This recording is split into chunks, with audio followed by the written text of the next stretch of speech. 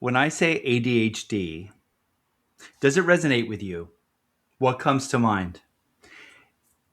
Is it something that you identify with? Have you ever thought to yourself, maybe I have ADHD? Or maybe you have a family member or a loved one who has ADHD. Sometimes it seems like ADHD can be almost like a superpower. Like you have this unbelievable ability to focus. And other times it seems like a big distraction and it is very difficult to live with in today's society. So today, on this episode of Woodworking is Bullshit, we're going to get into the ADH brain and how it relates to creativity and art.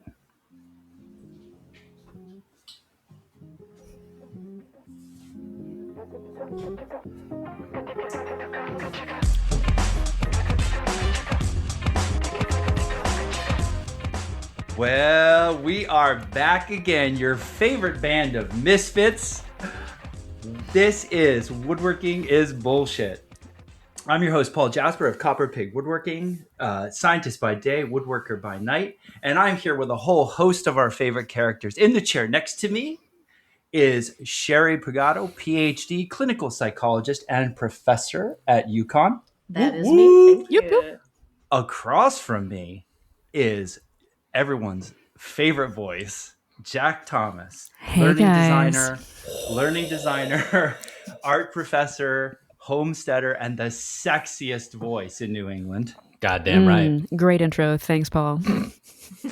And of course, you know who, my boy, Eric Curtis, fine furniture maker and content creator. ¿Dónde está el baño, mi amigo?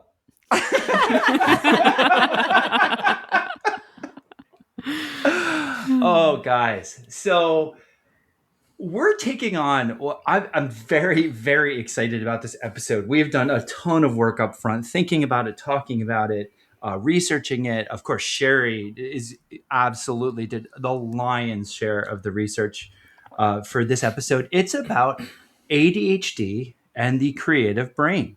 We started realizing that there are some of us who relate to having ADHD, and how does it interact with our creative brain? Is it an asset?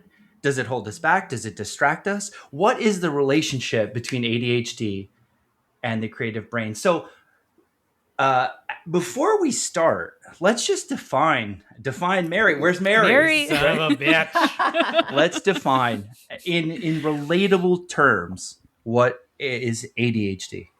Okay, so ADHD stands for Attention Deficit Hyperactivity Disorder. And so it is actually a neurodevelopmental disorder that is usually first noticed in childhood, but it goes throughout adulthood. And it is characterized by pervasive deficits in attention, hyperactivity, and impulsivity. There are three types: inattentive type, hyperactive type, or the combo. For those lucky few. You win the prize, the inattentive and hyperactive type. Okay. So generally, that's what characterizes the disorder. It's a disorder when it disrupts functioning in more than one area of your life. And when I say area of your life, I mean your relationships, your school or work, or your self-concept. So when those things are starting to create issues, so the symptoms related to it creating issues in your areas of your life, that's when it would be good to get a diagnosis, look into treatment, and that sort of thing, because obviously you don't want this type of symptoms to be interfering with your ability to be successful in those areas. Okay. So that's generally... Can I ask what may be an ignorant question? When I was a boy, we can get into this later on, but folks suggested that I was ADD, and is there a differentiation between those two, or is ADD just like, that's what we called it in the 90s and now it's ADHD because it covers more topics? Exactly. So it used to be referred to as ADD, but now it's generally referred to as ADHD, I think, because now we have like a better understanding of the full breadth of it and the spectrum of it.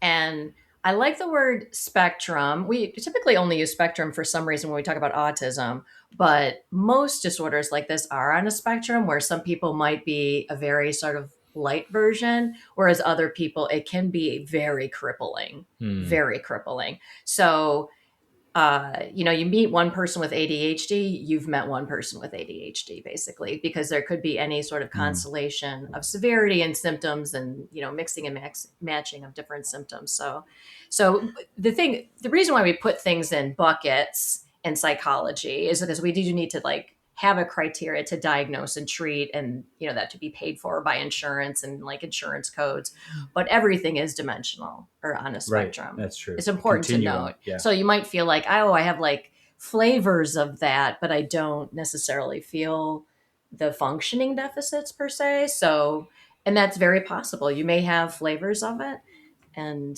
All right. but not be diagnosable per se.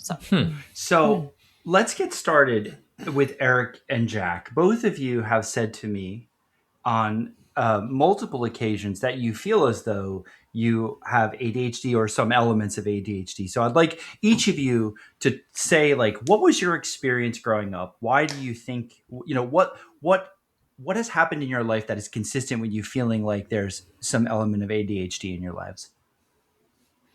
Please, Jack, you go first. Oh yeah, Beauty before beast. Oh my God, it's so kind, so kind. I think I might have a vastly different experience than Eric. Not just because if you've met one person with ADHD, you've met one person with ADHD, but also because like the female experience of ADHD is very different.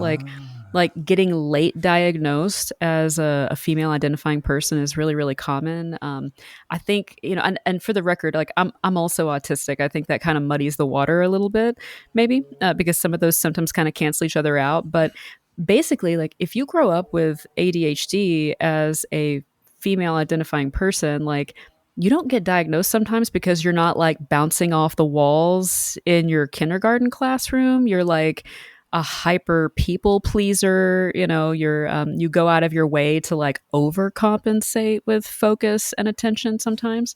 And so that's why I didn't get diagnosed until I was 30, and I'm 38 now. But for me, like the way it shows up, I actually have a beef. I have a whole ass beef with the name attention, what hyperactive deficit disorder. Nailed it. Got Yeah, it. yeah, exactly. you guys, look, I'm kind of distracted right now. You have to forgive me a little bit, okay? But We're with you. Thank you. That's amazing, Jack. I'm not with me, but I appreciate that. Basically, I don't even say that. I mean, case in point, I don't even like say the full name anymore because my beef with it is I don't feel like I have a deficit of attention. I feel like I have too much of it, and I put it all in one place at one time. And if you try to take me away from that, I'm gonna be so fucking cranky. Like I actually do not want to be distracted. And I think that hyper focus for me, like that hyper focus and inability to break away from what I'm doing was the first indicator to me that I might have a problem, especially because it was not always the thing I should be focusing on. Like, unless I was given free range, right, to be like, focus on what you want, outside of the realms of, having a due date, like an external deadline for something. So that's what was the red flag for me. It was like, I want to focus on this one thing. And if you try to tear me away from it, I'm going to be so pissed off at you. I don't care that I have this deadline. I have this other thing I'm working on, and this is what matters to me. So leave me alone.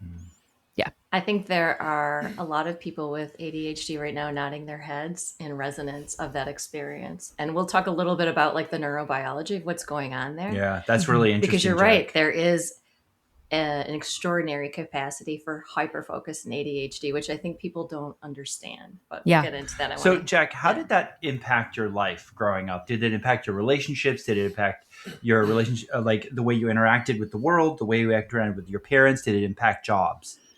Yeah, I mean, I think that I was able, and this is where I'm going to get myself in trouble with some of my fellow neurospicy people. And for the record, some people hate it being called neurospicy because they feel like it demeans the disability aspect of it. As someone who is multiply neurodivergent, the technical term, I think, I just prefer neurospicy. Right? That's me. You're allowed to have your preferences. Thank you. And as we all know, I am very spicy. So, you know. Yeah, but that voice so smooth. I know. Basically, what I'm saying is, I do what I want, right? Okay. So, I mean, yes. I mean, the answer is a big resounding hell yes. But I think I was able to gamify it for myself and make it work for me, so that I was like, oh, wait a second. If I'm in this particular situation or environment, this sucks for me. But if I can move myself over here to this scenario, this is actually amazing.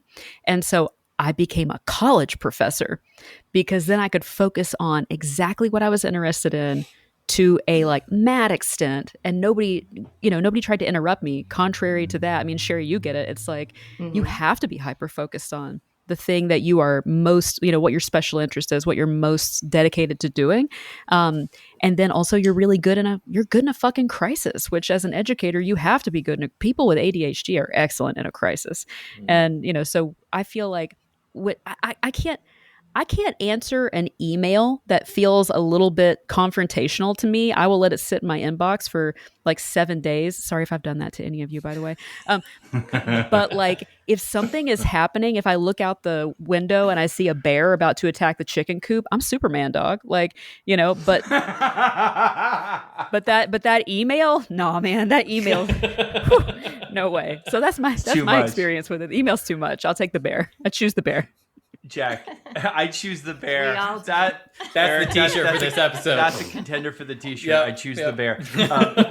Wait, Jack, did I hear you channel a Southern draw? We little talked bit about this in that before. Answer? Dog, when I start drinking, I'm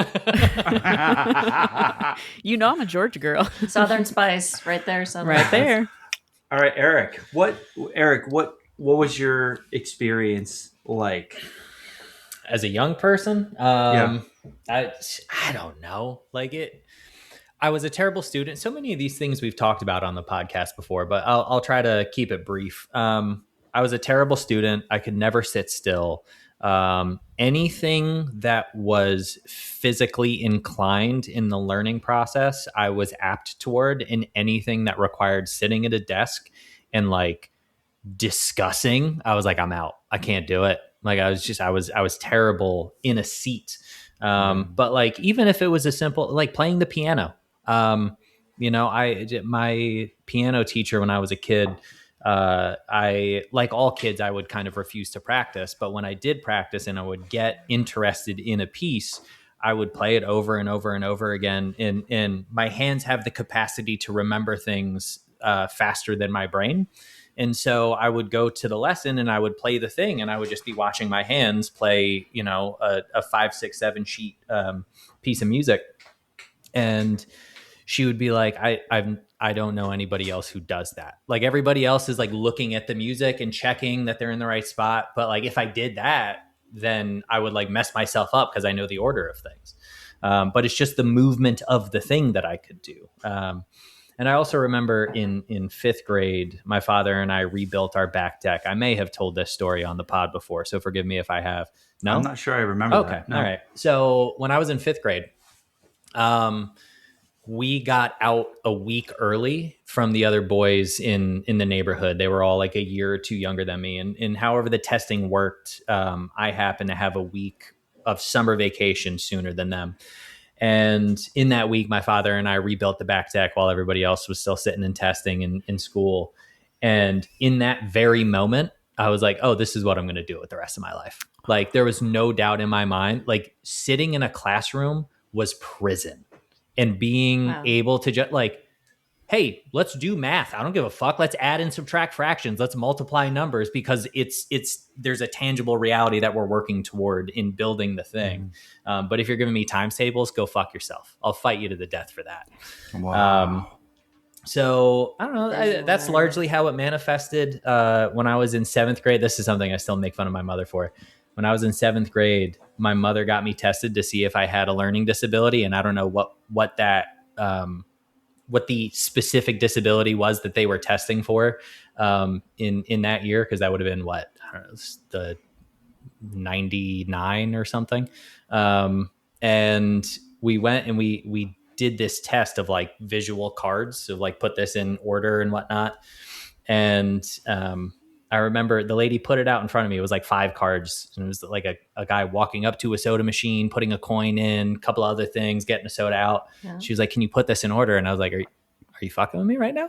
Like, yeah, like I can put this in order. And I put it. So we go through the test, and I found the test results in the attic like a year or two ago, and it basically said like, no, he's perfectly capable. He just doesn't care. Like, he doesn't want to be a student, you know? See, that's the misconception. And Sherry's going to talk about that when we get to brain chemistry. I think that's a common misconception about they don't care, but it actually relates to your brain chemistry. Well, and I think in that period of time, like correct me if I'm wrong, but I feel like in the 90s and early 2000s, they were like, we didn't know enough about it at that point. Yeah. I also think there's like a gifted kid to ADHD burned out adult pipeline. Like I remember as a kid, those like weird card tests as well. But they took a bunch of us who like made a certain score or performed a certain way on that sequential card test, and they put us all into a gifted class. There were like 12 of us, and we were doing like all kinds of hands-on projects that were based on like Greek mythology and like writing poetry and making collages and stuff. And I was like, oh dog, this is where it's at, you know? 100% of those people have ADHD today. Like, diagnosed. Like, I know all of them. Diagnosed ADHD, red stamp, you know, we got it, you know. And so I think there is something there, right? That's like, it's not that you're shitty at school at all. Quite the opposite, right?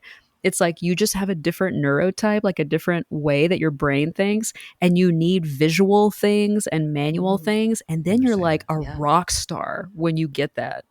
Yeah, physical learning all day long. Like if you can tell me a thing and I will forget it immediately. Oh. Yeah. If I do a thing with my hands, I will remember it for the rest of my life.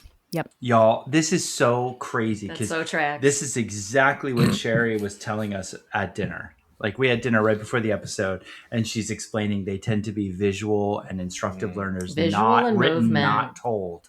Yes. So everything you're saying is tracking with the expert psychologist on my right. Well, that's all right. So that's interesting to me, and we can dive into it. Paul, I don't know what your layout for the episode is, but well, we're going to get to that in brain chemistry. But before we get to brain chemistry, Eric, we have a little surprise, everybody. Oh God! So we thought it would be fun as part of this episode. I love that we did this. I'm absolutely tickled. All of us would take an ADHD screener test. Hell yeah. I should say that this is a validated screener for ADHD. It's just a screener though. And in order to get a full diagnosis, you would need to do the full workup, which involves like lots of testing. You know, you mentioned like some tests that they give you. And to show that there's like a long history and things like that. So you wouldn't use it to diagnose. However, the scores on it tend to be highly predictive of diagnosis. So sometimes in the clinic, we'll use it to kind of get a sense of, is the diagnosis likely? And then if so, you would refer to like a specialty ADHD clinic to do the full workup, which can take a few hours to do that. But yeah, so what do we have here for this screener result? Disclaimer over, because we have to be professional when we're talking about mental health. And thank God we have Sherry. It's not medical advice, sure. Well, I mean, Sherry is qualified to give that advice, but like she said, she would need a full workup. This is a screener that is highly predictive, though, of the answer. So we thought it would be great for all of us to take it. And we did. Not only all of us took it. I took it. My wife took it. Our daughter took it. Sherry took it. And then Jack and Eric. And we had a few extra people from that. He's handing this thing out to neighbors. Like, I have 10 test results. Have we met Paul? Right? Okay. Everyone he meets. So, do the screener. Like, what if? Like, the idea was like, what if someone who thinks they're ADHD comes back with a negative screener? Like, what does that mean? Does it mean they've they never had it to begin with, or does it mean they've learned coping strategies and they've evolved so that their answers now don't really represent, because coping strategies or brain can change throughout your life. I didn't know what happens if you don't think you have it and you do. Like, I'm looking for, like, I was so intrigued at the possibilities with this test. All right, all the questions of a man who definitely does not have it. Shit, you just spoiled the answer. I have other theories about Paul's brain. But I knew, Yeah. Okay, so should we go from low to high or high to low, or how should we do this? Should we go person by person, or should we go by score? Who wants to know first? Let's go by score. I want to go by score. Okay. Do we start at the low score or the high score? High meaning yes ADHD, low meaning no ADHD. Let's go high score. Start high? High I say first? start high, please. Start high. Okay. Yeah. Okay. Yeah. All right. Rip that Band-Aid off. Rip that Band-Aid off, Doug. Oh, There's that impulsivity we love. God damn it, Sherry. Hyperfixation, baby. Coming in first place, y'all, with a score of 53, Jack Thomas. Not my surprised God. in any way whatsoever. You mean my coping mechanisms haven't been working? I used to be so much worse, you guys. Holy shit, Jack. 50. So 53 out of what? Ranges of what that Yeah, means. so Yeah, 53. what's the range? Like Here's the cripplingly range. ADHD. Here's the range. 0 to 30 is I do not have it. 30 to 40 is mild to moderate. 40 to 50 is the high zone, and above 50 is Jack Thomas zone. Oh my God. When I say I used to be worse, I need you to know I do mean that. Okay, in second place. All right, this is one of two people. So Jack had a 53. In second place is my wife, Vicky, I knew it. I knew it. I knew it was going to be Vicky. Love you, Vicky. with a 46. And That far behind? No, I mean, she's in the middle of the high zone. Like, you just exited the high zone, Jack, but she's square in the middle of that 40 to 50 range, 40 to 46. What did she tell me to tell Jack?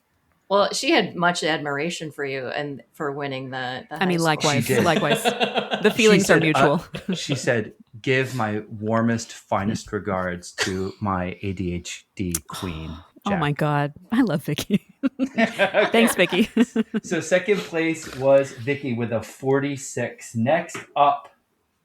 All right, hold on. Who next? I don't want to fuck it up. Who's left? We have Sherry, we have Eric, and we have Ruby. Are we including our daughter? Who, Yeah, we're Do we including need our to sign daughter. like a consent form? Yeah, She's not a minor anymore. Look, we're her parents. We just Oh. gave consent. She Oh, is no, now. she's 18. We can't give consent for her anymore. I don't think she'll care, but Okay. it does feel a All little. right, so we have She can be Jack. named X. Okay, No. Next up, Oh, yeah, fair. Yeah. No. next highest is Mr. Eric. Really? Third place. Okay. All With a right. score of 35. You were in the mild to moderate, in the middle of the mild to moderate. Interesting. Okay. So mild to moderate goes from 30 to 40, and you were 35. Okay. So functioning. I mean, we're all functioning. Dog, I'm functioning. I'm functioning. Yeah, We're as all I was saying, functioning. Jack's functioning. Just different. Mostly. Usually. Okay. So just to recap the scores, Jack 53, Vicky 46, Eric 35, Sherry is next with a 30. Oh, Okay. 0 okay. to 30. I'm 0 straddling. to 30. I'm Category straddling twinsies. it. Okay. 0 to 30 is the no or low. So she was son of right a on the bitch. cusp, but she's still All in right. the no category. Okay. Next was our daughter, Ruby, who had a 25. Not surprised after meeting Yeah. her. Yeah. No, she's And got then together. And then Paul Paul is with a 3. Bringing up, I got a 17. So God. it's interesting that our daughter landed right in Between between the us. two of So us. she got like a little of I think each of she our did. brains, which I think she does actually. a little Paul, bit. I just got to say, but must be fucking nice. Must be fucking nice. I don't know, dude. I'm just the same asshole I've always been. I don't really know. But I think the universe got him back by giving him a spouse who is a 46. Was she? Oh, Vicky? Yeah, she's a 46. it's Yeah. balancing. It's balance. out. It's We gotta balance. spread them out. Yeah. Actually, one pattern I've seen in Vicky's life is that she sort of affixes herself to someone who is kind of my type, my brain type, like a stabilizing force. a stabilizing Yeah. force. And so before me, it was Bonnie, her best friend Bonnie, not lesbian. They were just like best friends, but like she like attached herself to Bonnie. No, I want to. They weren't married, is what I'm trying to say. But Bonnie was They were sort just of roommates, but functioning they for the- formed for the- such Yeah, Vicky's yeah. formed such a bond with Bonnie because Bonnie was her like the what do you say the You plan it, I'll do it. yeah, Vicky's the best Okay. wing woman ever, but she wants someone who is with her, like in her life, who can like take the lead or help her think through things or whatever. Because I think she knows her brain, and she wants that kind of like, I don't know. Well, she doesn't have to go through, the cognitive load of having to plan, which is going to be a little bit harder for her brain naturally. Whereas the friend might be like, "Oh, I have ideas of what we're going to do. Let's do this." And here's how we Vicky's do like, it. Yeah, One, two. And I I'm think, in. and I think that's part of why we No work the way load. we do. Yes. Like she loves for me to take the lead on things, and that's fine by me. I sort of naturally gravitate towards that. I can identify with that 100%, man. Like outside of work things, I'm like, I don't give a fuck what we do. Whatever you want to do is go. But you do it, I'll be there. I'll be your biggest fucking hype man. I'm game. Let's ride. Well, and I want to call out something here because like one of the ways that I personally like cultivate and harvest dopamine is actually planning. Like I love a good plan. I love to make a plan. What I don't like is the execution part. Once I make a plan, I'll plan all day. I have planned entire like cross country road trips for people that I met on Instagram. I don't even know their first name. Like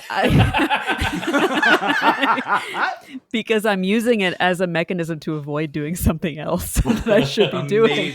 Jack, that's another point we touched on at dinner. So we got to get to Sherry's brain chemistry piece. Oh yeah. But I thought that test and those results, look, I suppose they largely played to what we expected, right? There were really no gotchas in there, but I was kind of hoping for a gotcha, but we didn't. It all played out exactly as we thought. By the way, if you would like to take this clinically validated screener from the psychology literature and field, and there's a whole host of publications about the validation of this as a quick screening tool, to just give you an idea, I will put the link to it in the show notes because I bet there's a whole shitload of people who want to know now. And it's only 18 questions. So it's actually pretty quick. If it was longer, you'd never finish it if you actually had ADHD. They had to keep it short. So How do they go about like actually ranking the answers and finding out where they fall on that? Okay, so is that information in there?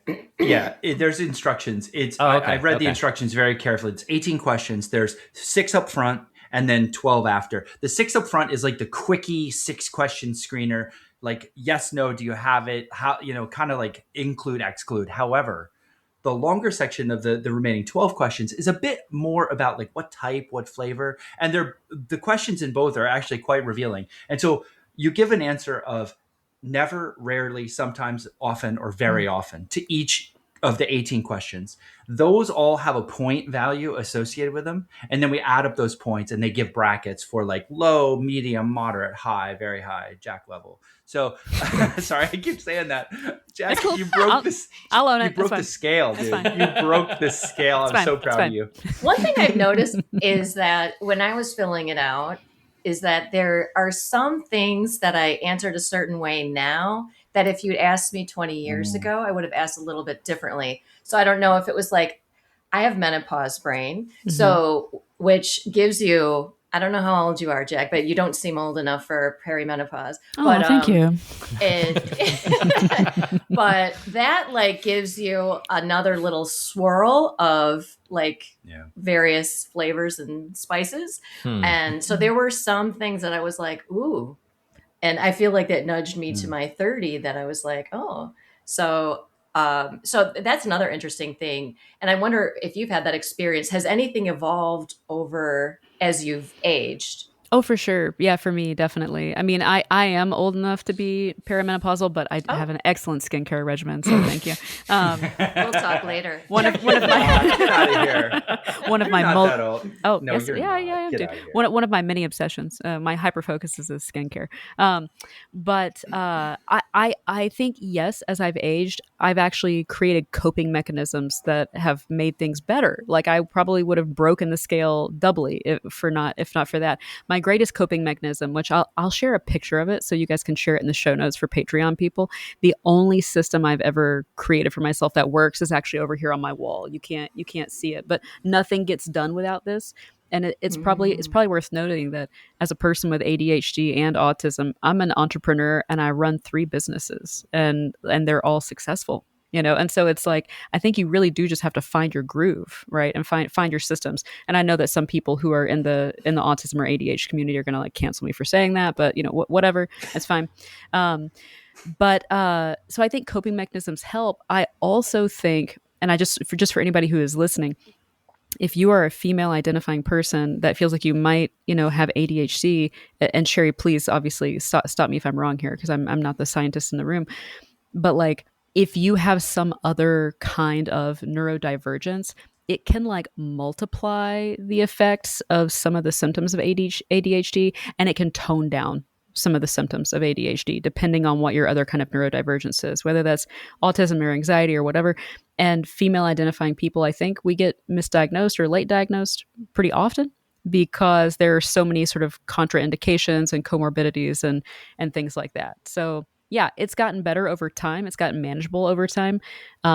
Also, I don't know if this is like coming up later in the show or not, but if you can be your own boss, you can actually harness like a lot of the good parts of this and kiss a lot of the bad parts goodbye.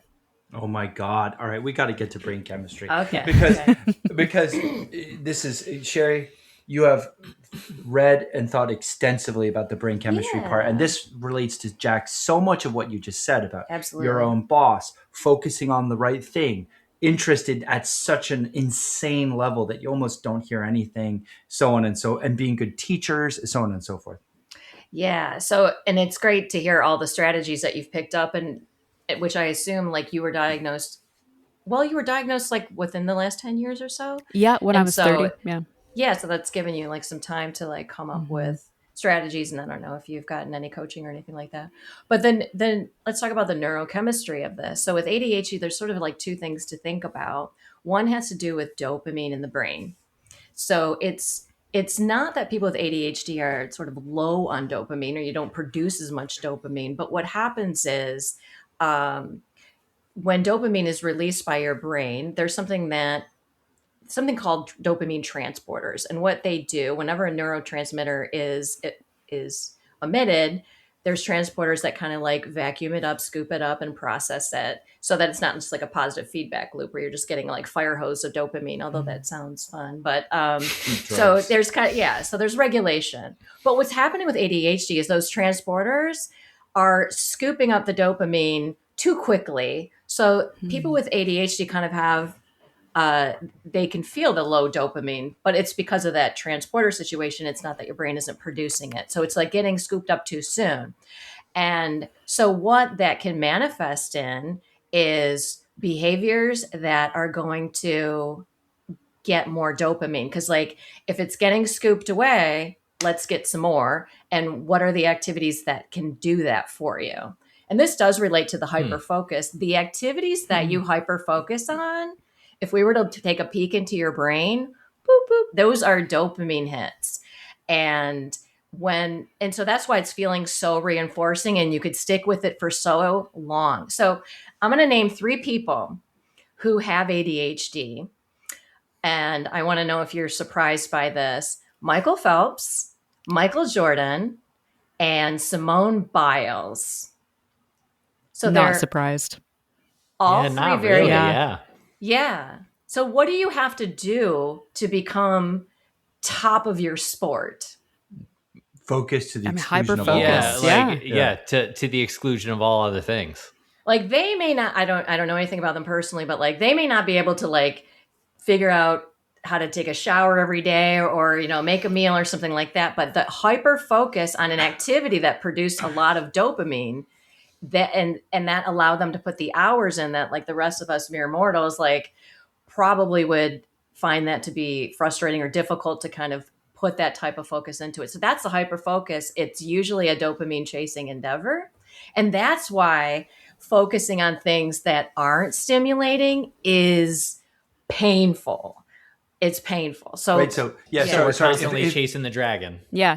Chasing the dragon. Riding the dragon's back. Can you imagine? Can you imagine asking Simone Biles to create shareholder value in an office job? Like her head would explode. Her head would explode. No way, dog. Right. So that's the hyper focus, and it seems like okay, but this is a disorder characterized by an attention. This makes no sense. So let's talk about the next piece. Prefrontal cortex is a part of your brain that's in charge of what they call executive function, which I would say is basically the command center of your brain. This is the manager who manages a whole bunch. They have a lot of jobs, this manager in your brain. One job of the manager is thought filtering. So your brain's producing all kinds of stimuli, right? You're taking in stimuli, your brain is processing it, all kinds of thoughts. In ADHD, the manager is a bit underperforming relative to somebody who doesn't have ADHD. I don't know why you're nailing me to the cross like that. I am so attacked right now. But what's happening there is, so then the thought filtering is not happening as much. And that's why the inattentiveness, especially when there's not a dopamine hit going on, is so painful, because like there's kind of like a little bit of a thought spiral. And what the manager should be doing is sorting through those thoughts, picking one out, making a plan, getting down to brass tacks, and moving things forward. But when the manager's like underperforming, you'll see sort of the thought spinning. Another job of the manager is emotion regulation. So we have this other part of our brain called the amygdala, which is kind of the lookout. This is the one who's like, I'm on the lookout for danger and threats. I will let you know. I'm going to, put on a siren if we should be afraid of something and that sort of thing. So the manager's job is also to process that information and regulate that information. But a sleepy manager is not going to be as good at that. So like when anxiety hits, it can spin a little bit. And when anxiety spins and thoughts are spinning, so you might relate to that experience of like these things are spinning and it's a little difficult to like land the plane, so to speak. And you might need some time to like decompress to sort of like calm that experience down. But that's where the inattentiveness comes, is that when things are boring or mundane, it's that process is making it super difficult to focus. But then you stumble upon the thing you love and you're like, ding. Yeah, you get that huge dopamine rush, which then causes hyper focus. And that's where Michael Phelps, won the Olympics. Yeah, I'm trying to think of like the sustained effect of that, because like Michael Phelps, or using any athlete as an example there, like you're hyper fixating on the idea of winning, right? So it's not even like or like if we're talking about woodworkers, you're hyper fixating on the idea of the final object, and that sustains you enough to push through. No, I don't know. I can't relate to that, but please go on. Well, I'm trying to figure that out. I think the process may be stimulating dopamine real time. The process. It's not the destination.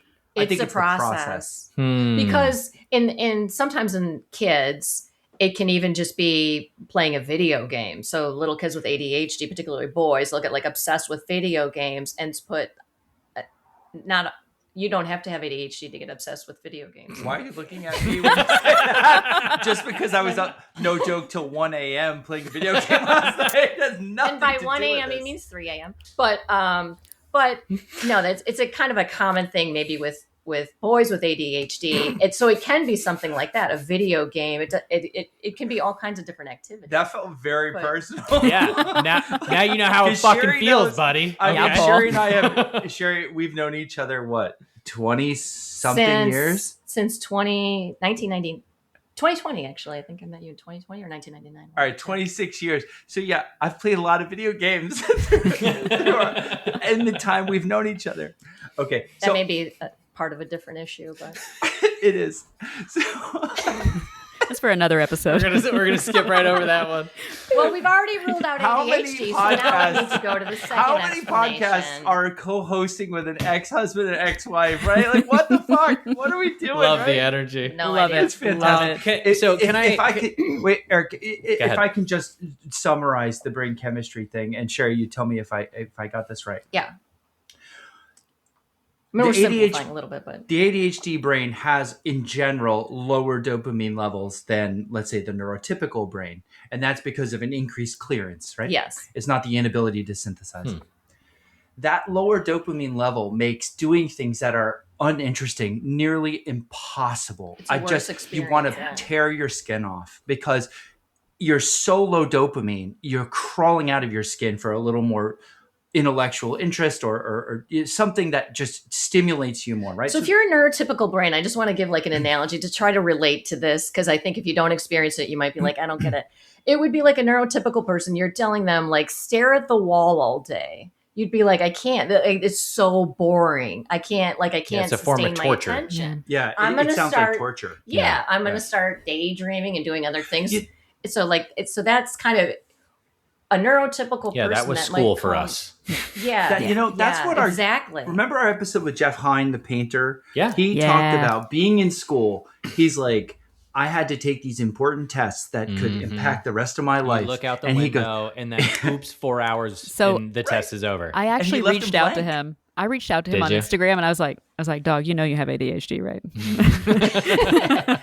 but when he found art or something he was Yeah. interested in, days would pass without him noticing. So that comes back to the second part of the review, Sherry. So it's like we're like lower baseline dopamine. So when you have a spike, something you find is interesting. You're gonna ride it. Holy shit. That spike feels amazing. In some ways, you might think right? about it, you're self-medicating. Like you're trying to get your brain up to where you can be productive and interested. So that explains this apparent paradox of like, I can't concentrate on something. I'm hyper concentrated on something. Like if the baseline's lower, but the spikes stand out more, that's exactly explains like the neurochemistry behind the behavior to me. Okay, can I ask a question about chemistry then? I, having never officially been diagnosed with ADHD, I was never put on stimulants, but I understand that there is a relationship between folks with ADHD and stimulants, whether that be prescription like Ritalin or what have you, or just like coffee, or like for some reason Mountain Dew is pretty heavy in that community. So like, what, chemically speaking, what is that relationship, and why do stimulants help to focus the ADHD brain? So they're basically going to help with the situation with your dopamine, which will allow you to like calm down enough to be able to to tolerate what you're having trouble tolerating. And also operate through prefrontal cortex as well. So it's going to kind of, the thing about stimulants is that they work for a few hours. So you take one in the morning and it could get you like through most of the day, and then they kind of wear off. So you have to like take them regularly. But there's other things that can help as well. And there's non-stimulant medications too that operate actually through norepinephrine, which is also involved in ADHD. So oftentimes children take stimulants. Sometimes adults will take stimulants. If you have cardiovascular risk factors, you may want to think about whether that's a good choice. Talk to your doctor about that. But there are non-stimulant medications that are also an option that just kind of operate through different pathways, but can help settle things as well. Those medications aren't like the acute effect of a stimulant, but they would have more of a kind of long-standing effect and take a little while to kick in. But like if you took one, it's not going to work by noon kind of thing. Yeah. So correct me if I'm misunderstanding, but the stimulant is effectively helping to regulate the dopamine vacuum, and then Yes. like you can function for longer as a Yes. normal person. Yes. Yes. Let's not say normal person. and it's kinda- I'm not trying. Yeah, Like, but I know, not but a I'm judgment trying way to so say that. hard It's not fair. to. Yeah, but one of the things I said to Sherry approaching this episode, and I want to say it publicly, is like this idea of like derogatory terminology for like we're all so different, right? And what we call as quote unquote normal or not abnormal, I hate that. But I know it. I know there's reasons for it, but Well, I just don't want to be derogatory about it. Like we're all different. That's The why iron- that's why I don't function. like that term neurodivergent, and I use Yeah. neurospicy, even though people feel like it's belittling of the of the disability aspect. No, It's like I'm with I'm you not on that, buddy. divergent, dog. Yeah. Like No, the irony to me Yeah. is that the people who qualify normal are look like Paul, and and therefore, like people who function differently are the ones who Yeah. are labeled neurodivergent. So, Right, I Paul, mean, to your society- point, it's not necessarily normal. It's just different. Yeah, It's a brain chemistries. variation, Yeah, and it's a there's variation. and there's It's all a kinds of difference. other variations for different parts of Yeah. our brains. Our brains are Yeah. very complex, and like the field of psychiatry and psychology have like put things into boxes, but it doesn't mean that if you didn't fit cleanly in a box that you're normal and everything's okay. Like because there's all kinds of things Yeah. that so. So I'm still fucked up, just not in the ADHD bucket. Yeah, but that's a different Actually, episode, we buddy. haven't quite discovered Okay, what the so, problem sorry. is. I want to come back to the second part of the summary because a lot's been said. The second part of the summary was about the prefrontal cortex Mhm. being sort of the moderator or the rationalizer or the, kind of the coach, like telling everyone, calm the fuck down. We have a plan. It's going to be okay. Oh, that noise in the back of your head from the amygdala telling you to stress and that everything's not going to work out. Shut the fuck up for now. It's going to be fine. So if the prefrontal cortex is not typically developed or underconnected, it doesn't do its job calming down some of that noise from your amygdala, which is like the stress center or the alerts or the intrusive thoughts or the impulsive thoughts or impulsive actions.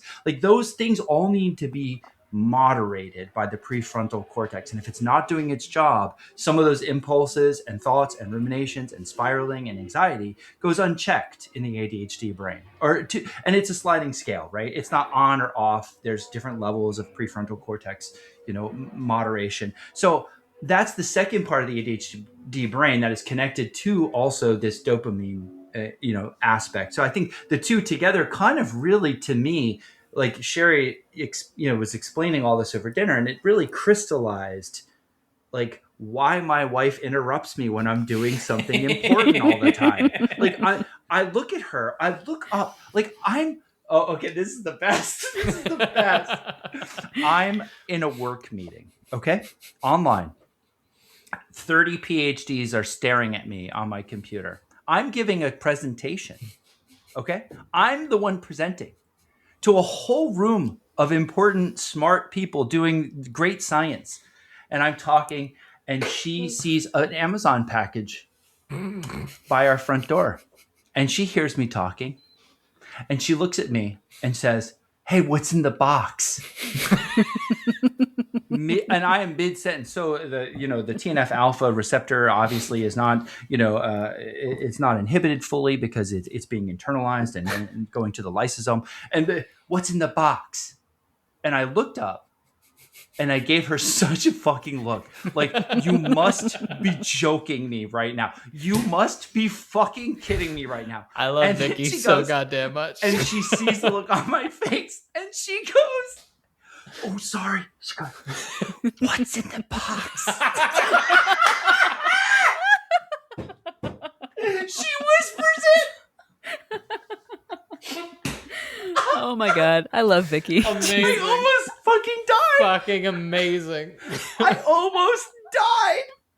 So her prefrontal cortex was not the fucking manager, was like asleep at the switch. Like she had this impulsive thought. Yeah. It needs to be asked now. Hey, what's in the box? She had no, like the rational thoughts did not process through her brain. Like, he's doing something important. I shouldn't interrupt. That's the job of your prefrontal cortex, to moderate Yes, these great impulses. example, yeah.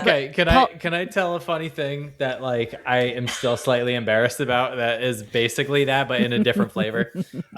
So all growing up, I would 100% do that. Like, I would just interrupt people with a question, and then I learned that that's not an okay thing to do. So as like a teenager and as like a young adult, what I didn't even clock that I was doing it. I would, like, if somebody was in conversation with another person and I had a thing that I had to ask them, I would just like walk up to them and then like wait for the conversation to finish. So then I was just like awkwardly standing next to them while they were having a conversation. Because part of my brain was like, don't interrupt. But the other part of my brain was like, this is an important question. I have to ask it as soon as the available time. So you're just staring at them, Eric? And I would just fucking watch them have a conversation until they were like, what do you want? Why are you here? So I'd be like, is this the right blue? Or you are describing me at every party currently as a 38-year-old. Because what else do you do, right? I mean, sure. I don't know. No, but really, can somebody answer that question? What do I do? I'm not going to remember the question later. Okay. So do we want to segue to Yeah. creativity? Yeah. How does this affect the creative brain? This is where people are going to nod their heads, I think. Yes, right? Because is it a superpower? Is it a distraction? Like how does this interact with our creative and art life? Okay. Well, imagine this. So one aspect of ADHD, what we talked about, was unfiltered thoughts. If you are in a brainstorming sesh, one of the first things you say to the group is no filter. Oh, yeah. Because you want to get as many ideas as possible. No bad ideas now, here. A heavily filtered brain. And I also want to say, like, there's the other extreme is also problematic because, like, we're acting like... too much filtering?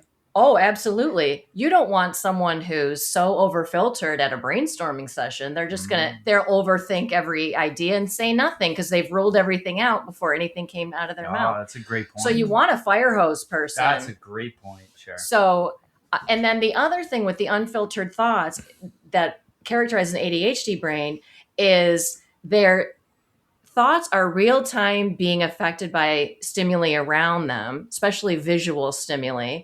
And so you're getting thoughts and connections that maybe other people would not come up with. Sometimes they might be like asinine, but then other times they're like, that was fucking brilliant. Like, where did that come from? Like, one thing about Vicky is she's hysterically funny, and it's there's no gap. You say something, and within a quarter second, she's got a quip, and you're just like, where the... I don't have that gift of humor because like my brain doesn't... Vicky's fucking hilarious. Yeah, she is. And so actually one of my, another person I love with ADHD is Trevor Noah. He has actually a podcast episode on ADHD. I really highly recommend. It was like back in the fall. It's a great listen. And obviously a super creative and very funny person.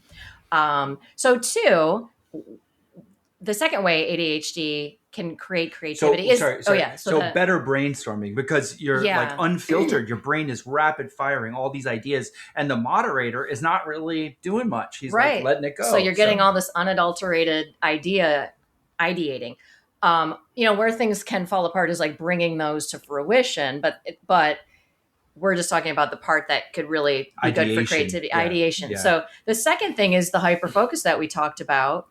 So putting that sort of time into an activity is going to, that's going to lead to something creative, right? Like if you can really zone that deeply.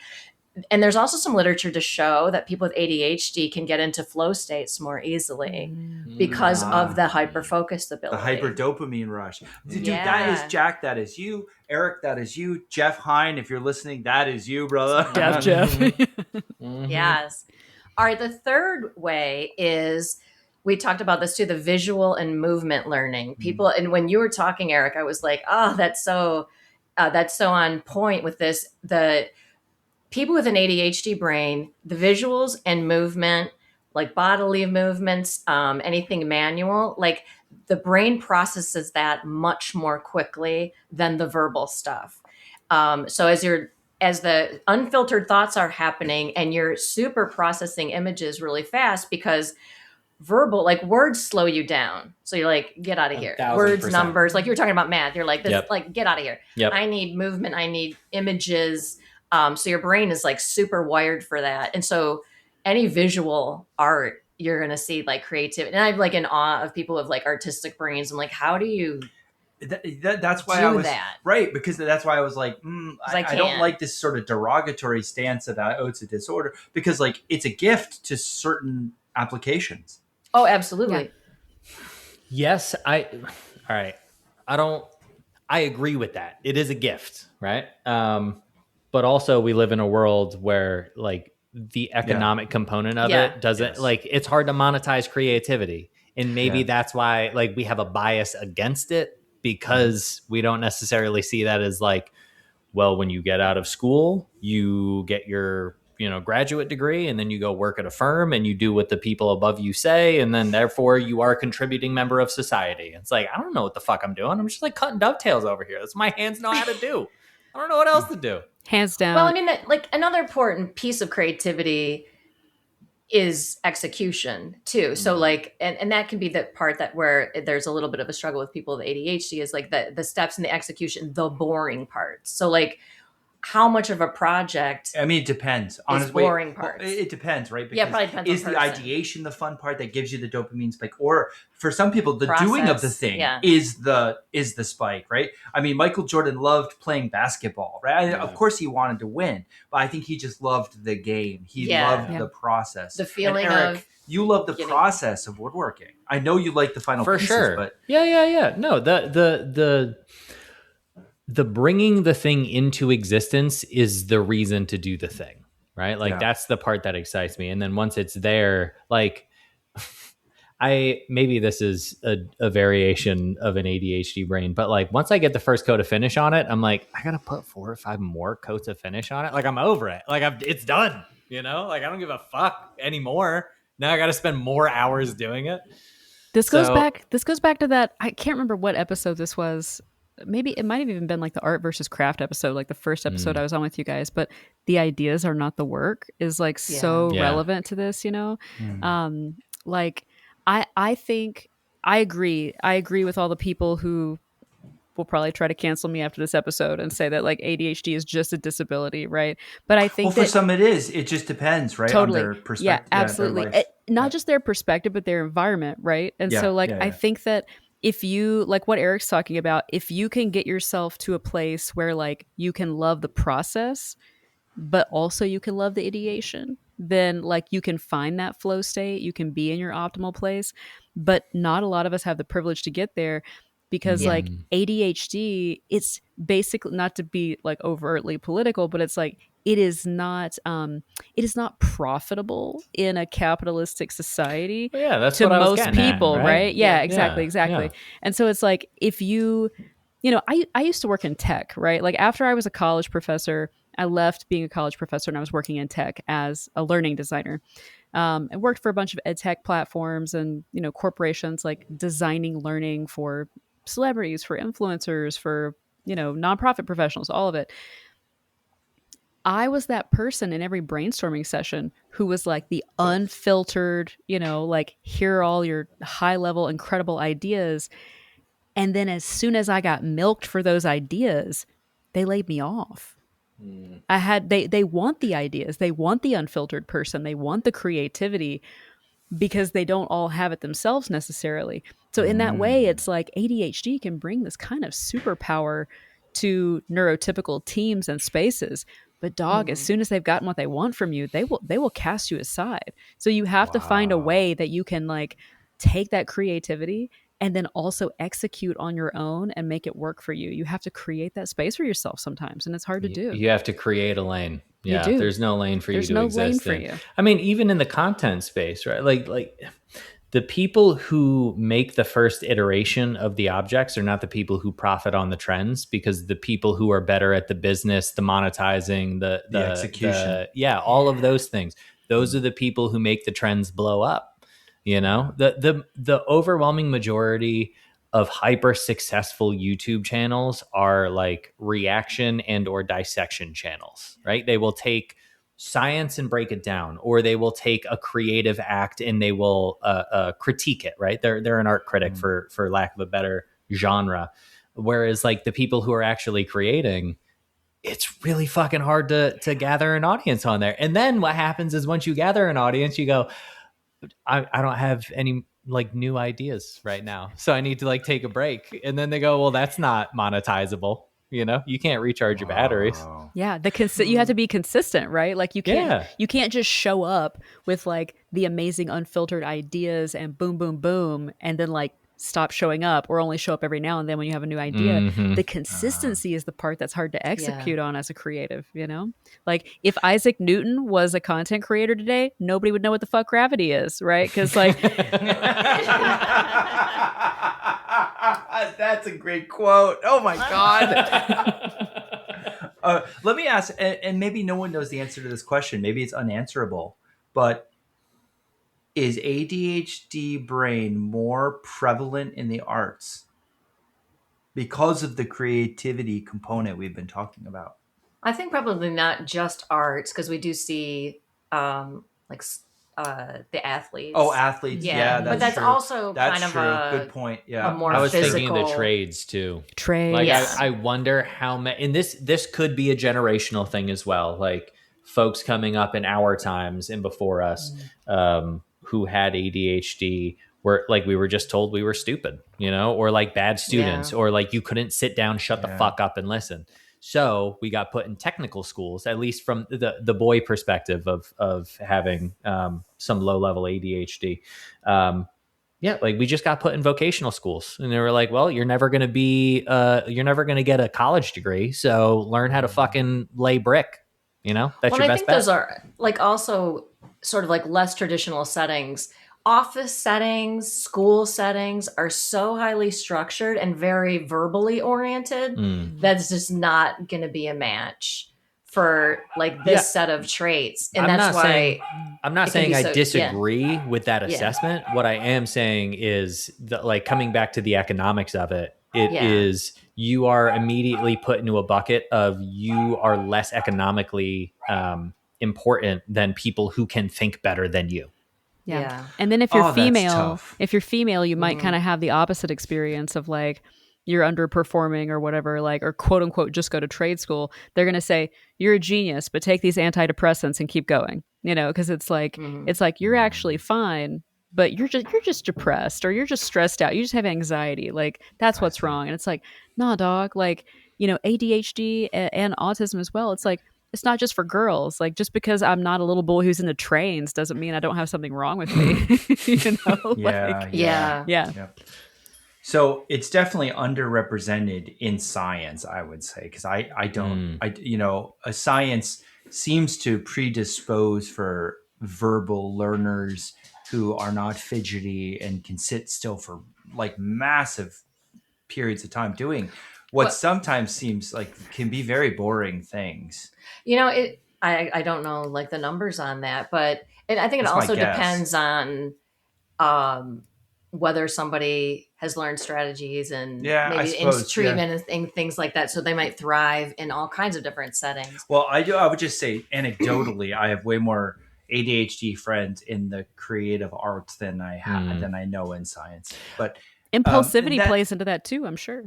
Yeah, at least for science. Yeah. Impulsivity is not a good thing if you're in the science. Right, but for artists, it's like, oh, you're not impulsive? Are you really even an artist? You know, like exactly. Yeah. I just find it very funny that like Paul is well known for sitting in just like a dining chair while we record the podcast. You have a clicker, and I constantly just lean back and rock in this fucking chair. I can sit still. He can really sit still. And you know what's funny Bananas. Now, this whole idea of like society has biased our young people towards college is the only way. College is the only way. You know, that's the only. You're not. You know, the smart kids go to college and the dumb kids don't. Like that whole that bullshit, right? And I love the trades. You know, I do. So with our daughter, I was totally open. Like I'm like, you don't have to necessarily go to college. You just have to do something you really enjoy because you're going to do a lot of it. You even engaged her in woodworking. I engaged her in woodworking. I was awesome. totally The copper open. piglet chopsticks, baby. The copper piglet. and share and like what happened? Well, we saw Ruby flourishing in school, academically, in the school the way that it's currently set up. She can sit still for hours staring at that screen. She is interested in almost anything she can get into. Like there's not one thing. And the more I saw it, the more I realized maybe college is for her. Like her brain She wants more education. She wants to stay in the school It's a system. good match for her. The idea neurotype, of for leaving sure. that path strikes fear. Is she's like, I don't know anything. I'm not ready for a job. I'm not ready to work. Like, I don't want to work with my hands. I like sit me down in a class and let's learn. And so I was like, you know what? Even though I'm an equal, like I love the trades and like, but you got to look at the person. And I think both of us realized Ruby is well suited for academia. Well, like Jack was saying before, like finding your lane. Yeah, she You found have her to lane, find and your it is lane. college in this case. So, fine, no problem. We'll point there. Now, the second point, Eric, you and I, the podcast, you and I have different fucking approaches I to was this thinking podcast. about this earlier on in the show, and it didn't come back up, so I didn't bring Right? it back up. Yeah. Let's bring it back up. Okay. I'm Mr. Structure. We have to have structure. We have to have like a framework. You're like, let's ride, bitches. Let's fly see by what the seat. happens. Fucking genuine spontaneity. That gives him so much anxiety. Which, by Dude, the way, all right. people without ADHD have anxiety. For the folks listening, before the call, like on the pre-call, right when we were about to start, Paul was like, okay, you guys ready? Just let me think of my cold open. And I was like, just fucking wing it, bro. And he was like, why do you fucking do this to me? And I'm my So there's this ADHD brain is sitting here going, well, I don't, maybe like have a loose plan, but then ride inside of it. Y'all are both making me real nervous right now. So there's this tension in our podcast that I think everyone loves and everyone says how great it is between like a bit of structure and a bit of chaos. And Eric, you It's a good absolutely combo. bring the chaos and I absolutely bring the structure. Are we capable of the opposite? 100%. Yeah, There have yeah, been yeah. episodes, Eric, where you've brought the structure. Sure. So few but and I far think our between, net- but they one does exist. Yes. And, yeah, so, I mean- Well, I will ahead. also say, in the conversation earlier, we were talking about like the mix and match, right? Like Vicky tends to lock on to people who can provide structure. And that's what I was thinking about our podcast is like the reason that I push you to towards spontaneity and chaos is because I know you're going to provide the safe space that is the structure. I know enough to know that we can't just go on like hit record and like talk about nothing because that's not an interesting podcast. Well, we did that a few episodes. We did. We've done it a couple of times. Listen, you gotta spice it up a little bit. You know, you gotta bring in the Okay. chaos. But like so Jack and I had a call earlier today with KJ about a future endeavor. And we're talking through all of this. And Keith is diligently taking notes and he's writing things down. And at some point she was like, take notes. And I was like, he's got it. And like, that's the relationship is I know that I need somebody who can like this can come off as arrogance sometimes. And I hope it doesn't. But like, I need somebody who can take down the ideas and then translate those ideas into reality. And that's not because I think my ideas are better than what they can provide, but it's because like, I know that my strength is what you were talking about before, Sherry, is like the just grabbing things out of space and saying them before my brain can go, that's a stupid fucking idea. And most of the time they are stupid fucking ideas. But like sometimes if you do that, and it's a numbers game, if you do that enough, sometimes you hit on something. And Paul, in this particular podcast, what I think we do really well, and you can tell me if you disagree, is like, we'll have a call for 45 minutes after this episode and talk about like what went well and what went poorly and like, what are we doing for the next one and yada, yada, yada. And I won't remember 80% of that conversation. You'll remember 100% of it. This is true. Wow. You know, but like, that's the give and take of like, we know and trust the other person and what they bring to the show. And you have that ability to like take all of the chaos and put it into the show. And then within the boundaries of the show, I go, yeah, but like more chaos. Let's do the thing. Let's dance, you and I. But see, that's a beautiful balance because if it was all structure all the time, it would be a bit dogmatic and boring. And so you add this flair, this unpredictability and the humor and the quick thinking that makes it more interesting, quite honestly. Like so you need both, right? You need a bit of structure, and you need that flair that you bring of the chaos and the quick thinking and the crazy thought this, and you bring us into new areas. This isn't like, I mean, I love to pat each other on the back, and Eric, I love you dearly. But quite honestly, you have some of your tangents, what we call tangents, become such valuable points that I didn't even see a million. Like, I could sit there and think for a year, and that wouldn't have occurred to me. But I don't think that this is, and Sherry, correct me if I'm wrong, or if you think I'm wrong, but I don't think this is abnormal. I think so many people who have some level of ADHD have like a business partner who is better at the business side of things, so that they can be the creative voice, right? Like, it's always every great creative act, or almost every great creative act that you can think of, is like secretly two people. Most of the time it's one person who gets the credit, but like, it's secretly the person who has the ideas and can hyperfixate. Like, he's not necessarily a popular figure, but let's take Walt Disney, right? Like, the person with the vision and the drive and the hyperfixation, and then like the other Disney, whatever, or like whatever his business partner was, of like the dude who's like, yeah, but how does that fucking make money? Like, how do we run a business? Guys, I just remembered something. So I was on the phone earlier this week with the IRS and my accountant at the same time, three-way call, right? So numbers scare me. Like, numbers scare me, systems, all that kind of stuff scares me. And Eric, what you were just saying just reminded me that when I was on the call with the IRS and my accountant, I had the IRS agent cracking up because I was like, hey, while you're working on this form, I just need you to know something. This man, my accountant that is on here on the phone with me, saving my ass right now, he's the third most important man in my life. And I mean that to my bones, y'all. Like, they're like, number one is Greg, my husband. Number two is my dad. Number three is my accountant.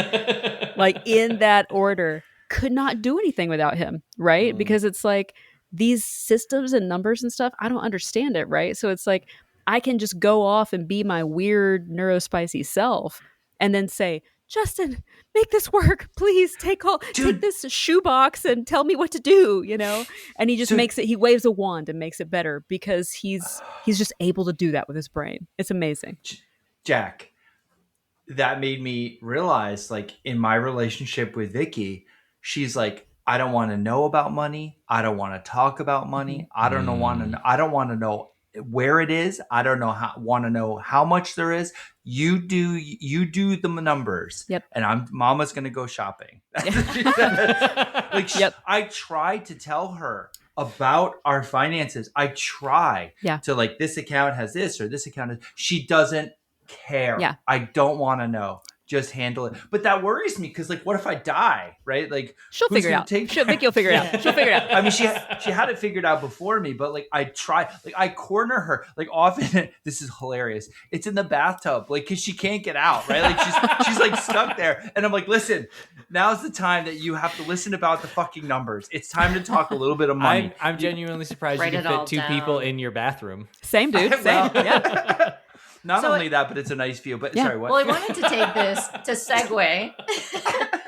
I'm not sure where that was going, but like, no, to segue to like what can help. Because what you guys are talking about are strategies that you sort of organically developed in the relationships that you have. And that's so great.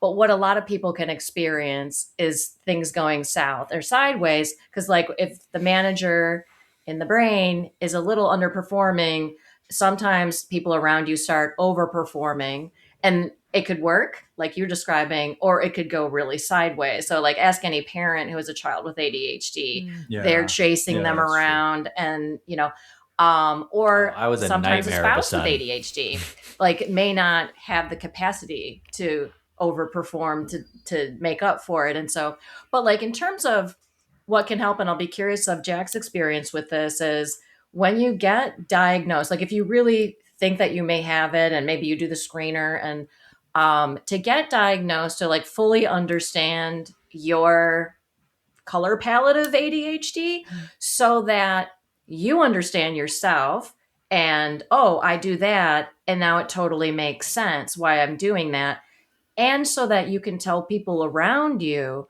because, so that they don't misinterpret your behavior as being rude or being thoughtless, or you're not paying attention to me because you don't care, which means you don't love me. Why don't you love me? Like, so your behavior can be misinterpreted if it's viewed through that person's brain lens. But then once you communicate to them, hey, if I interrupt you on your Zoom in front of 60 scientists, like, What's in the box? that's an oopsie daisy. Like, so sorry. I'm sorry. That's my ADHD brain. Like, and then Paul will understand and not be like, what the fuck is wrong with you?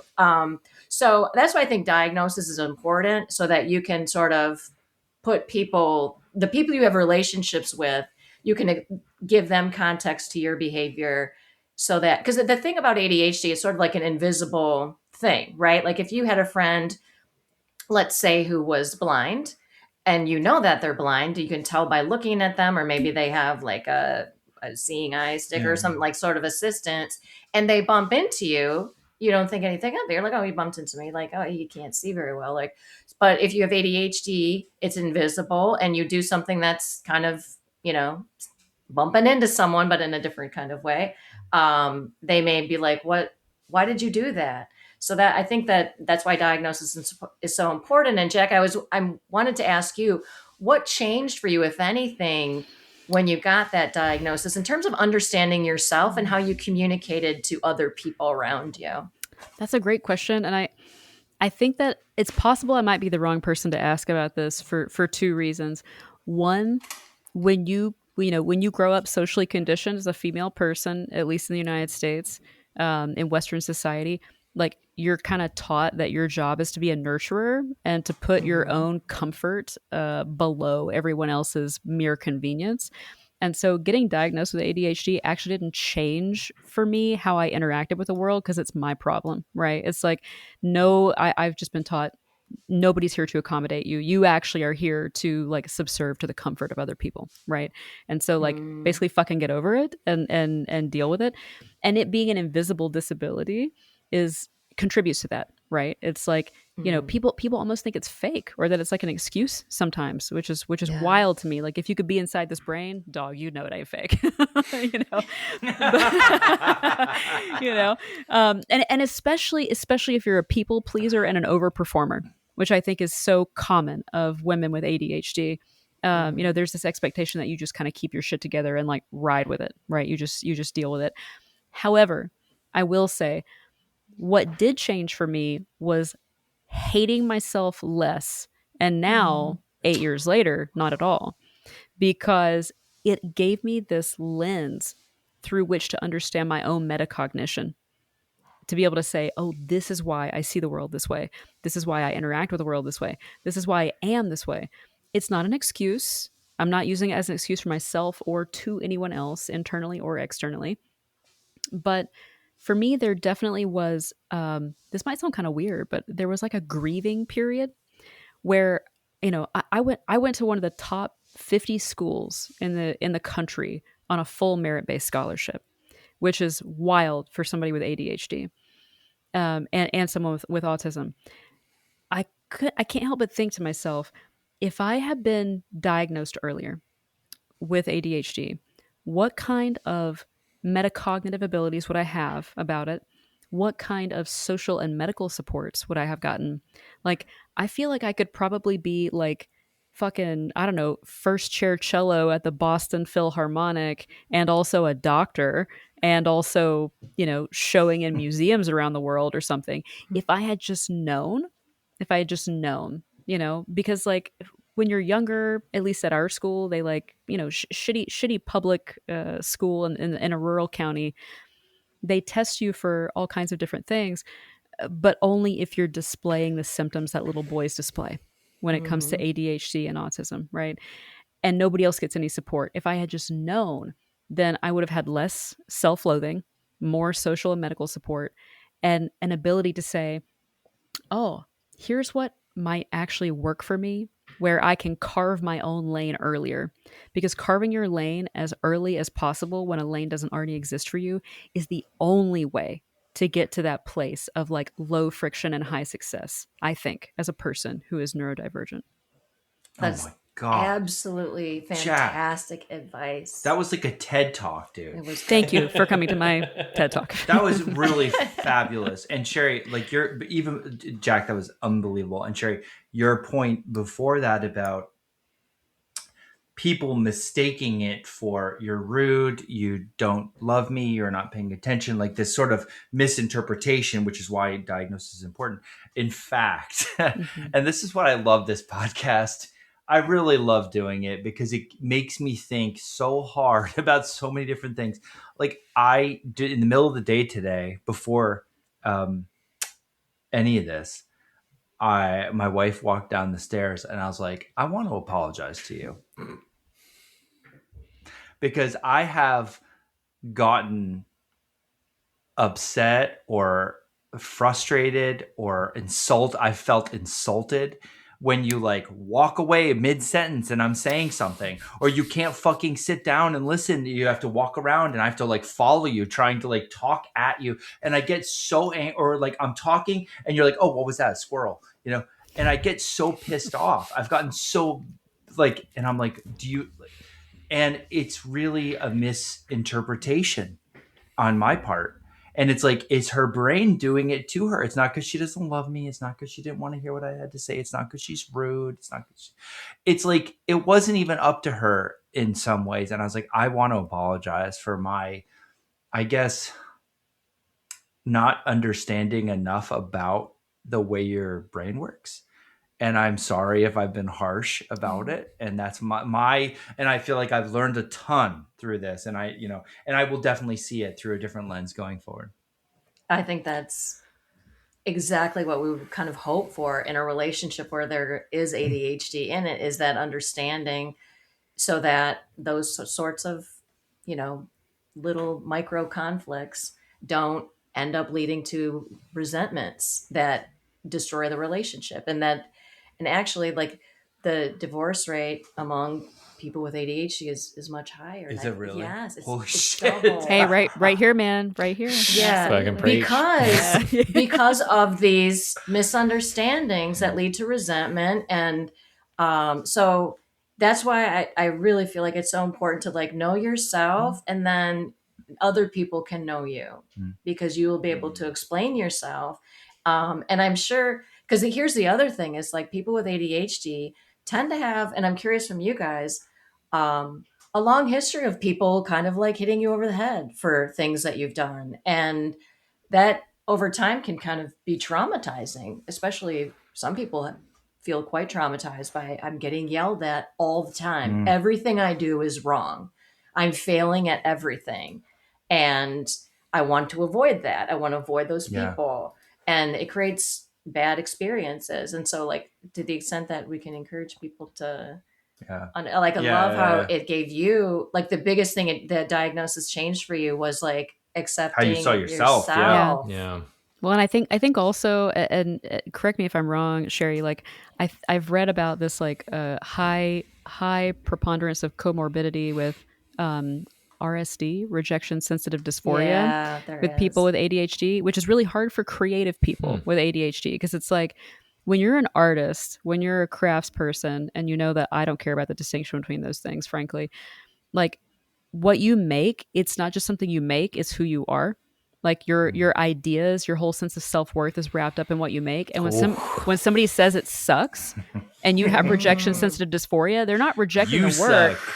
They're rejecting you. Exactly. Yeah. And the hardest thing I ever had to learn in my journey as a creative person was that I am not my work. Yeah, I'm still working on that one, man. Because you are, though, like, to an, yeah. Well, who I've never felt rejected by is William Teresa Burkle. Willie our Lord and Savior, praise be. Cherry, let me ask you a question. How do you feel about Love them. Love them. How do you feel about getting 50% off slabs? that is like run, don't walk. Like, It's like where that's isn't like that? twice as good as like normal price, right? 50% better. That's 50% how she better. feels. Let me ask Jack, Sherry. Let me ask you guys a question. What are your thoughts on LaMelo? It's like It's my favorite flavor of ice cream. Sure. I love an Italian LaMelo. Yeah. it gets stuck in my teeth. That's the only thing. Like, Oh God, you fucking hate it when the LaMelo gets stuck in your teeth. It does. That's my dentist would really hate that.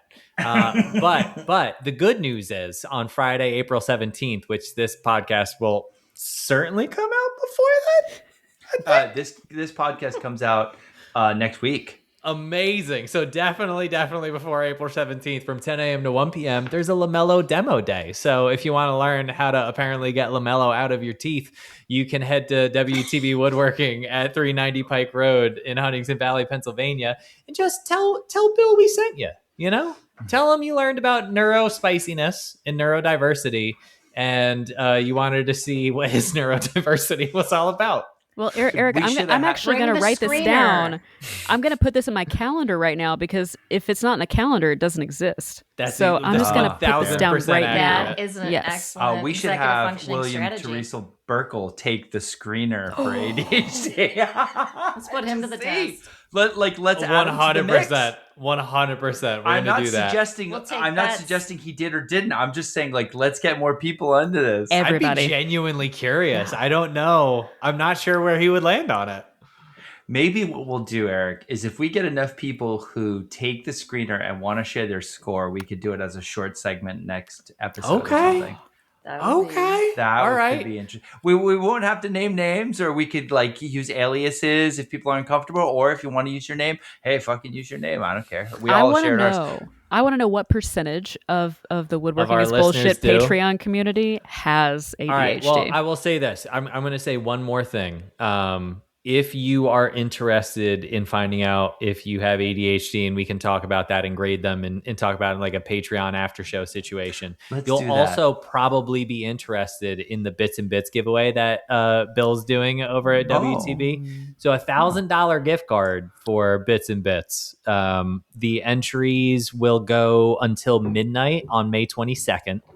And the big reveal will be on Instagram Live at WTB Woodworking on May 23rd at 10 a.m. Eastern Standard Time. So WTBwoodworking.com/giveaway to enter. And, again, do that and then immediately go and take this test and send it to Paul because I won't remember to check the email. He can't be bothered. I can't. Okay, wait. I want to end on, I want to wrap up the show because Sherry had we have some structure here. The last part, which I think is really interesting, is like what do we do? Personal shot, but carry on. What do we do? Like, where do we go from here? What are some coping strategies? Jack, you referred to some. Eric, you've definitely talked about some. Sherry, what does the literature, or as a PhD psychologist, what does the field professionally suggest about what can we do to help? So treatments for ADHD, we talked about medication a little bit ago. There's also executive function coaching that you can get and what it happens in executive function coaching is they're basically sort of training your manager, giving them strategies to help you manage whatever sort of deficits you're experiencing. So because they're not coming natural, these types of strategies, you can learn them. And there's an effort there, but that can be super, super valuable for people.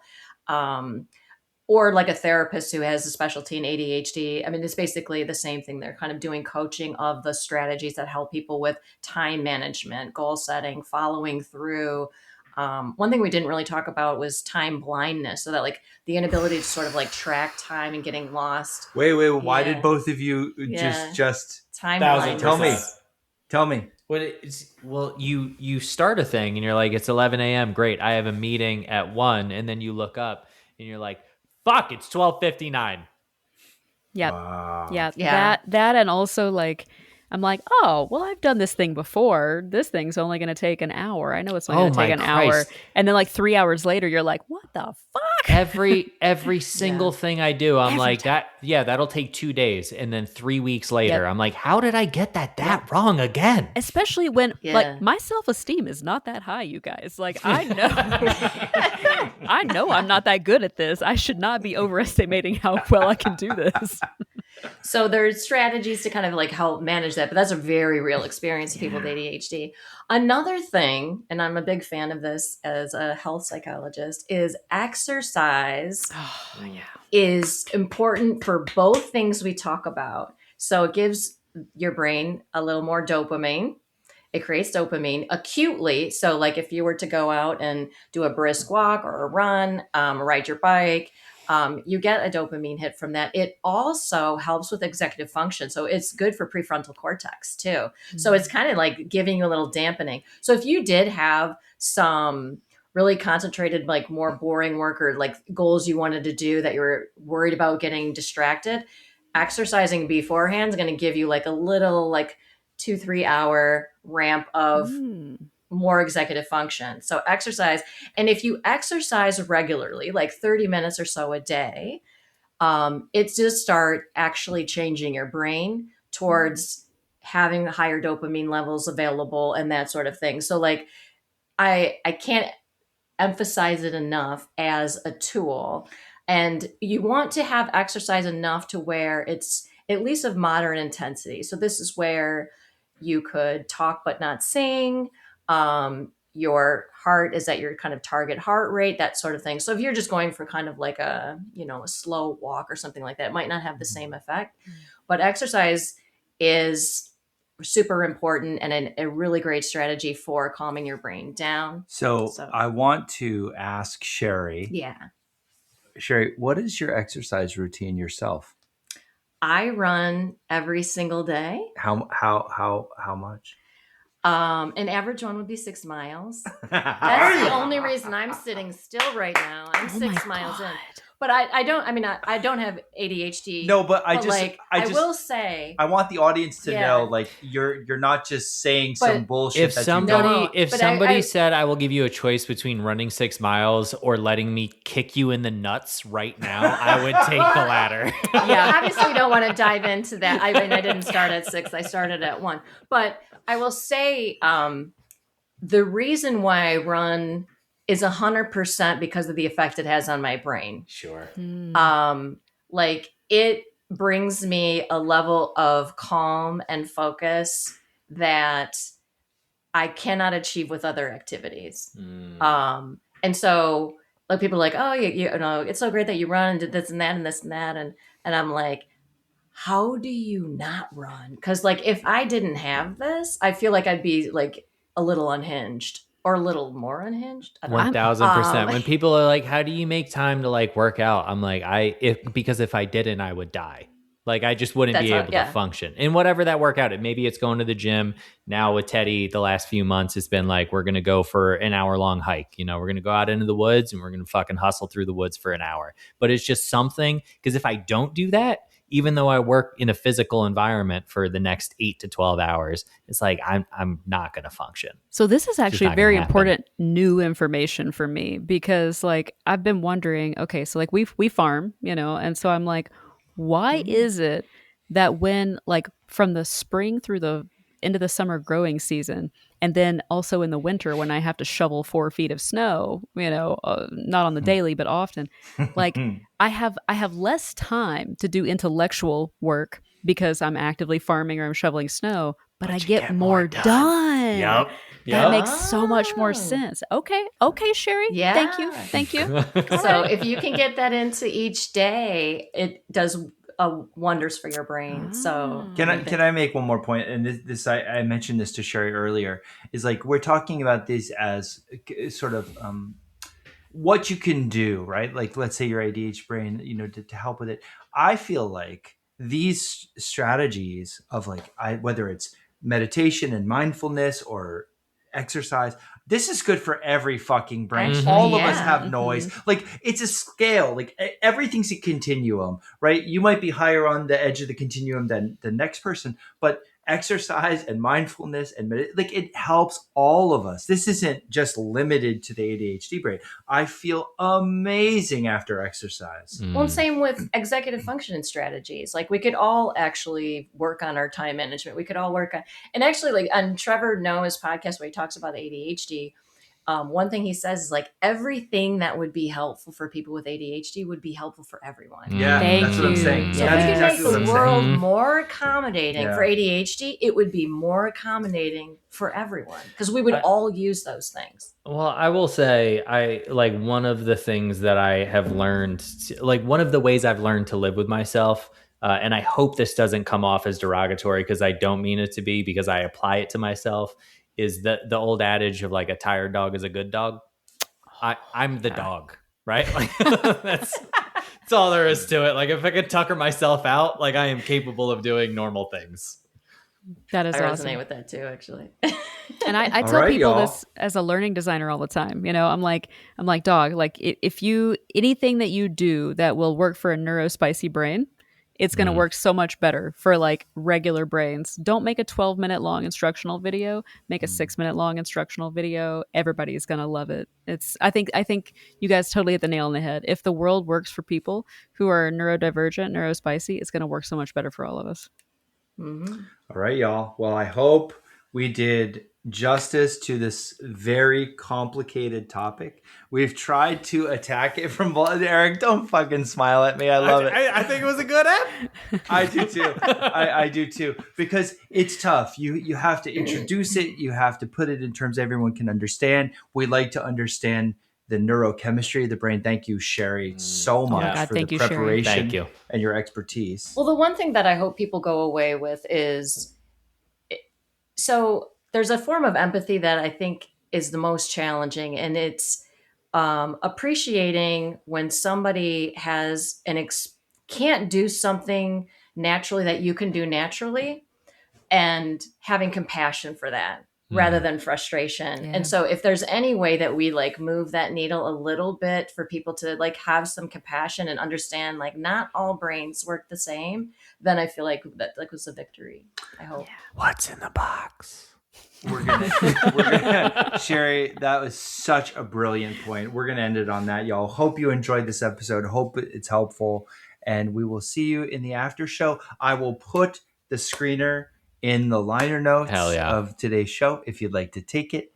And for those who want to join us in the after show, just visit our Patreon. We'll see you there. Thanks again, Sherry. Thanks again, Jack. Thanks both of you guys. Appreciate Thank you guys so much. We'll see you in the after show, y'all. Thanks, friends. Bye. Bye. Bye.